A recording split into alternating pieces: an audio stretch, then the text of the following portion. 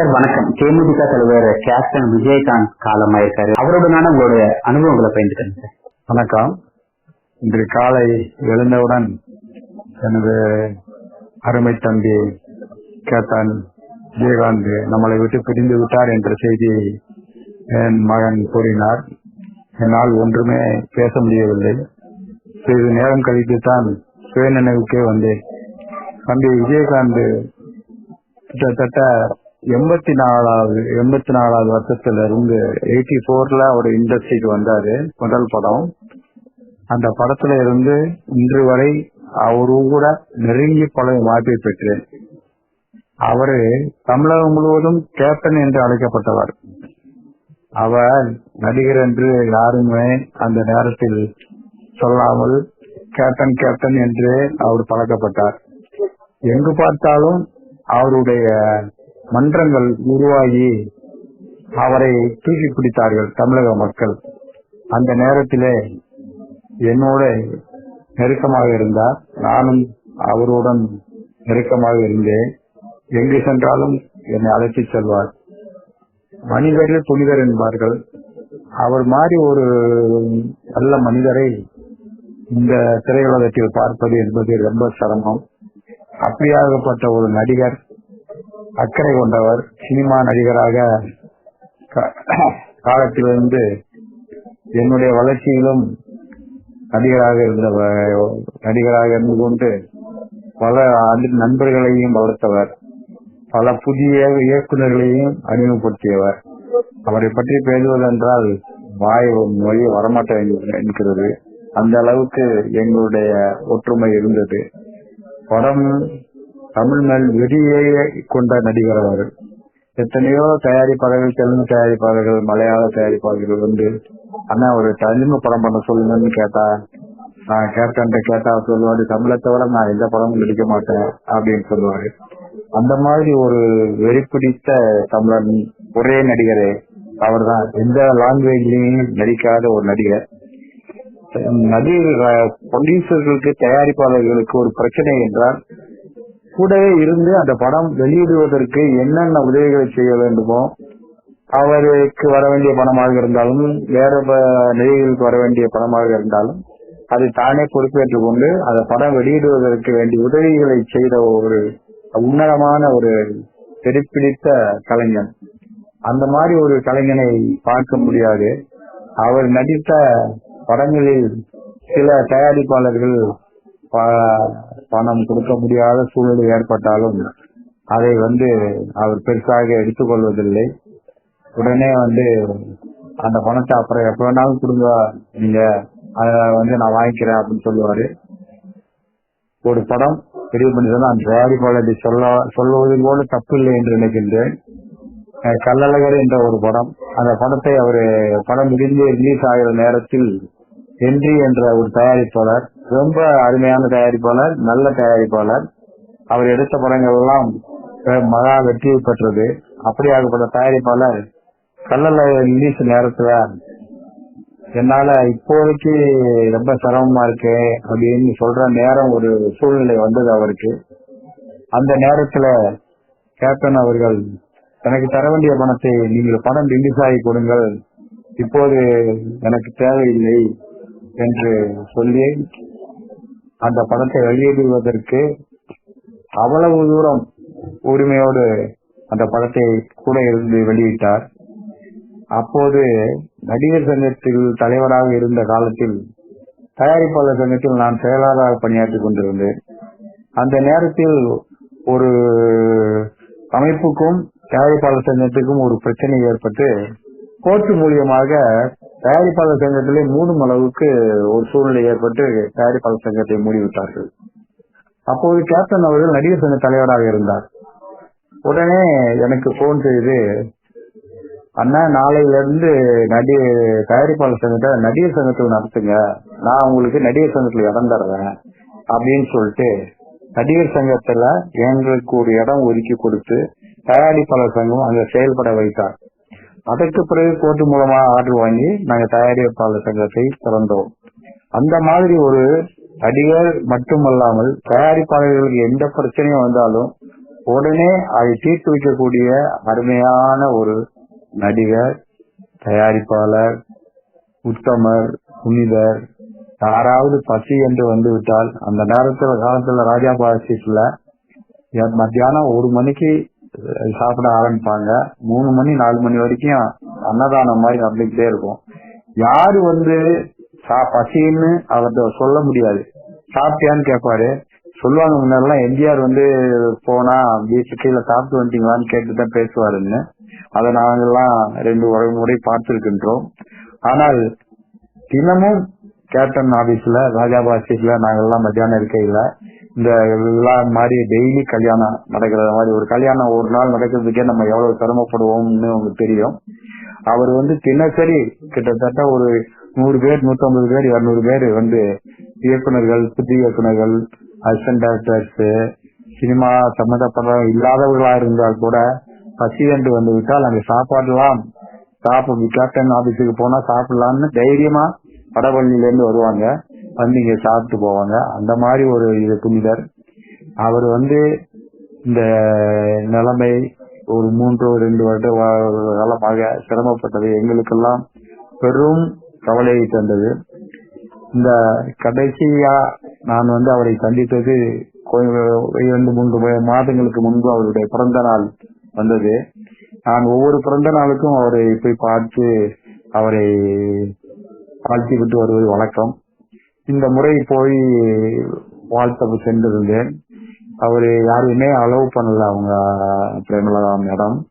இருந்தாலும் அண்ணா கொஞ்சம் வெயிட் பண்ணுங்க, தம்பியை பார்த்துட்டு போயிடுங்க அப்படின்னாங்க. சரின்னு வெயிட் பண்ணேன்.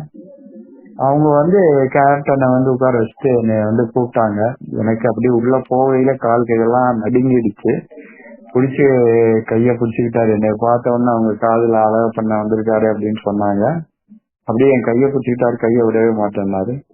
அப்புறம் கொஞ்ச நேரம் கழிச்சு என்னாலே அங்க நிக்க முடியல, அப்படியே கண்ணை வச்சுட்டு வந்து விட்டு, அதுதான் நான் கடைசியாக அவரை பார்த்தது.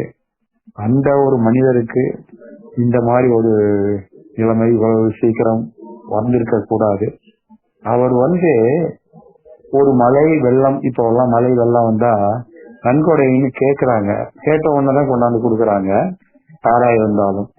அந்த காலத்துல கலைஞர் தலைமையில ஆட்சி நடந்த காலத்துல வெள்ளம், மழை, யாரா இருந்தாலும் சுனாமி இந்த மாதிரி ஒரு சூழ்நிலை ஏற்பட்டால் உடனே என்னை கூப்பிட்டு, அப்ப நான் தலைவர் கூட இருக்கிற காலங்கள், தலைவரை கூப்பிட்டு என்னை கூப்பிட்டு போய் தலைவர்கிட்ட ஒரு டைம் வாங்கிட்டு வாங்கண்ணா, நம்ம ஒரு நன்கொடை கொடுக்கணும் இந்த மழை வெள்ளத்துக்கு அப்படின்னு சொல்லிட்டு முதல் ஆளா அவர் தான் கொண்டாந்து நன்கொடை கொடுப்பார்.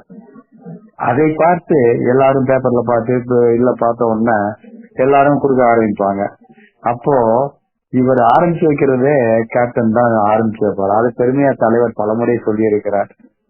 அந்த மாதிரி ஒரு நல்ல கலைஞர். அவருக்கு நாங்கள் விழா எடுக்கலாம் என்று பொன்விழா வந்தது. அந்த நேரத்துல சினிமா துறையில உள்ள பெரிய மனிதர்கள், பெரிய பெரிய பெரிய ஜாம்பவான்களை எல்லாம் அழைத்து நான், வாகை சந்திரசேகர், நெப்போலியன், தியாகு இவர்கள் எல்லாம் ஒரு குழுவாக சேர்ந்து கட்சிக்காரர்கள் என்ற முறையில் தலைவருக்கு விழா எடுக்க வேண்டும் என்று பெரிய மனிதர்கள், பெரிய பொறுப்புல இருந்தவங்களை எல்லாம் போய் பார்த்தோம். பார்த்து இந்த மாதிரி விழா எடுக்கிறோம் அப்படின்னு சொன்ன உடனே ஓகே நல்லா எடுக்கலாமே, கலைஞருக்கு எடுக்கலாம், தப்பு இல்லை அப்படின்னு சொன்னாங்க. உடனே நாங்க வந்து தலைவர்கிட்ட போய் சொன்னோம். தலைவரும் சந்தோஷப்பட்டார். மறுநாள் காலையில ஒவ்வொரு பெரிய மனிதர்களும் போன் செய்து இப்ப வேண்டாம் எலெக்ஷன் டைம். அப்போது முதல்வராக அம்மையார் அவர்கள், ஜெயலலிதா அம்மையார் அவர்கள் இருந்தார்கள். அதனால எங்களுக்கு ஒரு நெருடல் இருக்கும் போல தெரிஞ்சது அவர்களுக்கு. அவர்கள் வந்து இப்போதைக்கு வேண்டாம், எலெக்ஷன் முடிஞ்ச உடனே, தேர்தல் முடிந்த உடனே பண்ணிக்கலாம் அப்படின்னு சொன்னாங்க. நாங்க சொன்னோம் இப்பதாங்க அவருக்கு 50வது பொன்விழா வருது, இப்ப இருக்காம அப்படி எடுத்தா நல்லா இருக்காது, அதனால இப்ப எடுத்தாகணும் அப்படின்னு ஒரு முடிவுல இருக்கோம்னு சொன்னோம். அதுக்கு யாரும் செய்தி சாய்க்கவில்லை.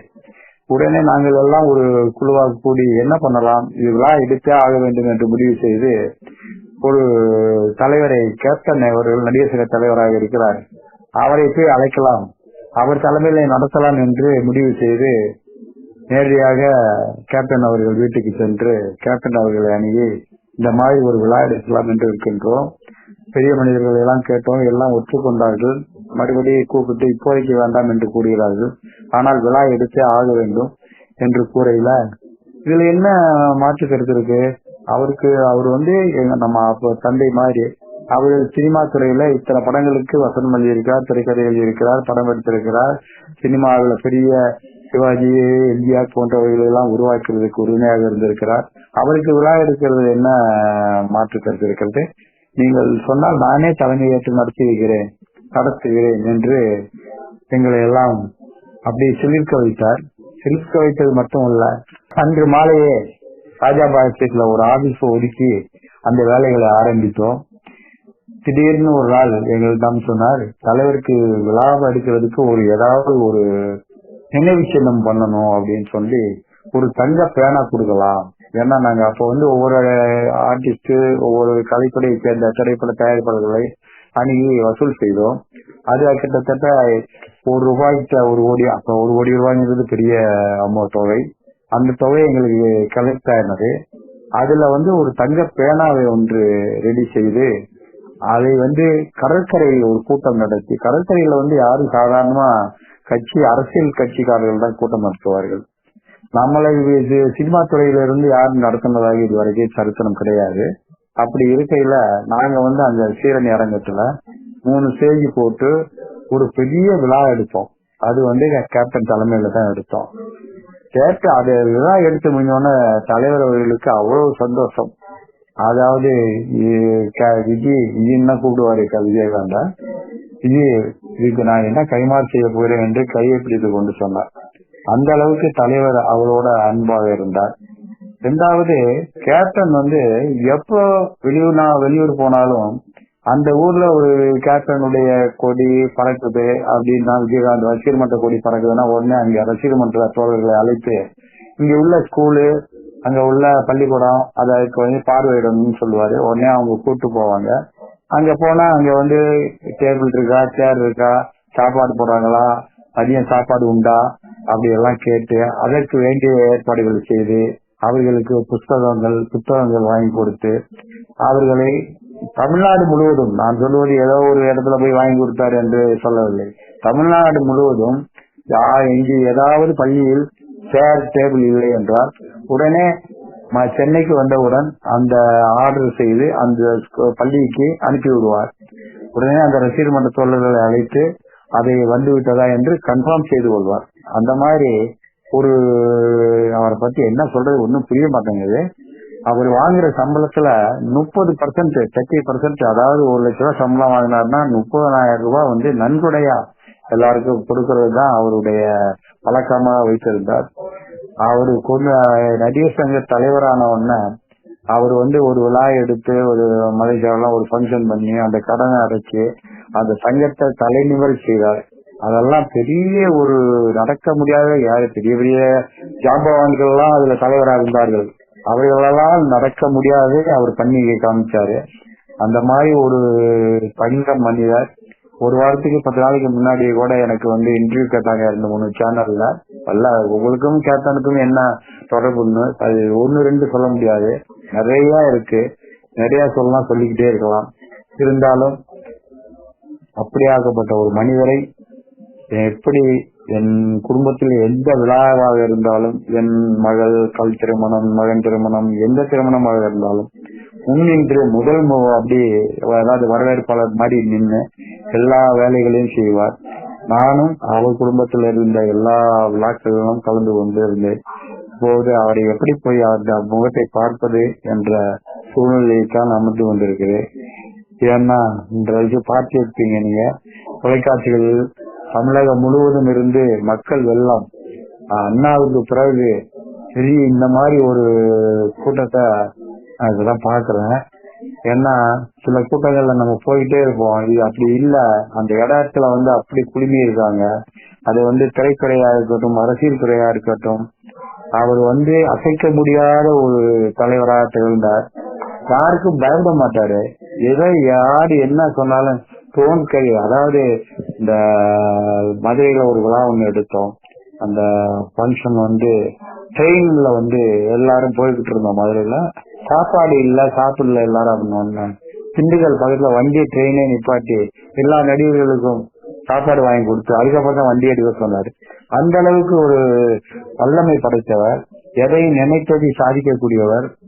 அவர் உடல்நிலை சரியில்லாமல் போனதே யாரும் நம்ப முடியாத ஒரு உடம்பு. அந்த உடம்பு எவ்வளவு ஃபைட் பண்ணிருக்காரு, எவ்வளவு சண்டை போட்டிருக்காரு, எவ்வளவு குதிச்சிருக்காரு. எதுவும் டூப்பு போடாம எங்க ஃபைட் வச்சு எல்லாம் அலட்சியப்படுவாங்க. வேண்டாண்ணே நீங்க பண்ணாதீங்க அப்படின்னு சொன்னா கூட அவர் பண்ணுவாரு.